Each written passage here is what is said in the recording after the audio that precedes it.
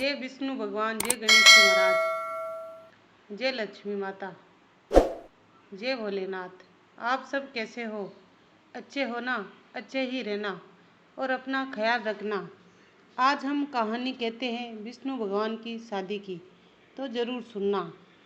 विष्णु भगवान की शादी थी, सभी को न्योता दिया, लेकिन गणेश जी को न्योता नहीं दिया।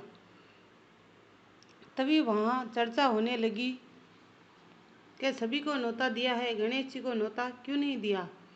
तो विष्णु भगवान ने कहा कि हमने भोलेनाथ और माता पार्वती को न्योता दे दिया है, तो बच्चा तो उनके साथ ही आता है, और गणेश जी भी बच्चे ही है, उनके साथ आ जाएंगे।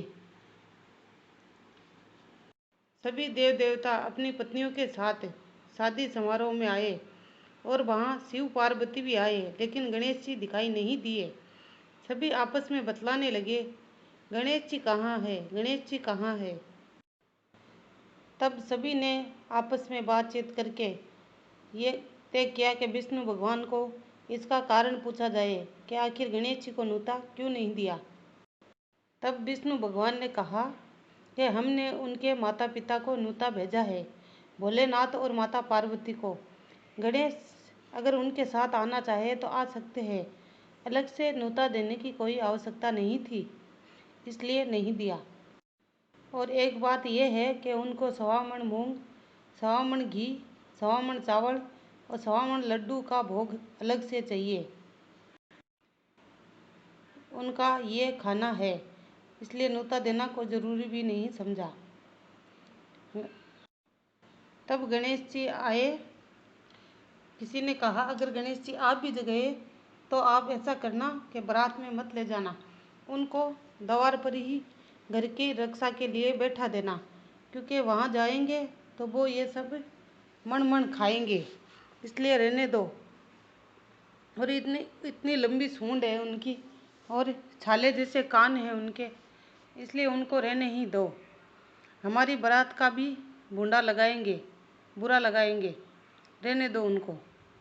ये सब चर्चा हो ही रही थी कि उतने में गणेश जी आ गए। इसलिए गणेश जी को कहा कि आपके मुझ से की सवारी है, आप धीरे धीरे बारात में पहुँचेंगे, इसलिए आप द्वार की रक्षा करो और घर पर ही बैठे रहो। तब गणेश जी को समझा बुझा के वहाँ घर के आगे बैठा दिया, चौकी के ऊपर। नारद जी ने ये सब देखा और वो आए। नारायण नारायण, क्या हुआ गणेश, तुम यहाँ कैसे बैठे हो दरवाजे के पास से? सभी देवता चले गए, तुम यहाँ क्या कर रहे हो? तब गणेश जी ने कहा, मुझे यहाँ घर की रुखाली बैठाया है। थोड़े उदास से, थोड़े नाराज से थे। तब नारद जी ने कहा कि तुम्हें घर की रुखाली नहीं छोड़ के गए, वो इसलिए छोड़ के गए हैं कि तुम्हारा भोजन ही 1.25 मण है, और तुम 1.25 मण घी खाते हो, 1.25 मण चावल खाते हो, 1.25 मण मूंग खाते हो, 1.25 मण लड्डू खाते हो। इसलिए सभी ने कहा, ये बारात में बेइज्जती करवाएगा, इसे यहाँ ही छोड़ दो। और फिर इसका मुख हाथी जैसा है, इतना लंबा सूंड है, छाले जैसे कान है और मोटे मोटे इसके पैर है, हमारी बारात का ही भुंडा लगाएगा, इसलिए तुम्हें छोड़ के गए हैं। तब गणेश जी को बड़ा ही गुस्सा आया। बोले, मेरी इतनी बेइज्जती? बोले, हाँ भाई, इतनी बेइज्जती करी है। उन लोग यही बतला रहे थे, मेरा नाम मत लेना, मैं तो जा रहा हूँ। गणेश जी महाराज ने अपने चूहों को आदेश दिया कि सारे रास्ते में खड्डे कर दो, सारा रास्ता खोद दो। तब चूहे गए और सारा रास्ता खोदने लगे। सारा रास्ता खोद दिया, और जैसे ही रथ चलते और धरती में गड़ जाते, आगे चल ही नहीं पा रहे थे। सभी देवताओं ने अपनी अपनी विधि लगाई, लेकिन पहिए निकल नहीं रहे थे, रथ आगे बढ़ नहीं रहे थे। तभी वहाँ नारद जी पहुँचे। बोले, नारायण नारायण। तब वहाँ सभी देवता ने किसी को भेज के गणेश जी को बुलाया और आदर भाव से और प्रार्थना करके बुलाए। तब गणेश जी आए तो सारे रथ निकल गए और आगे बढ़ने लगे, लेकिन कुछ पहिए टूट गए थे, उन्हें ठीक कैसे कराए। तभी वहाँ पास में एक हाथी रहता था, उनसे पहिए ठीक करवाए।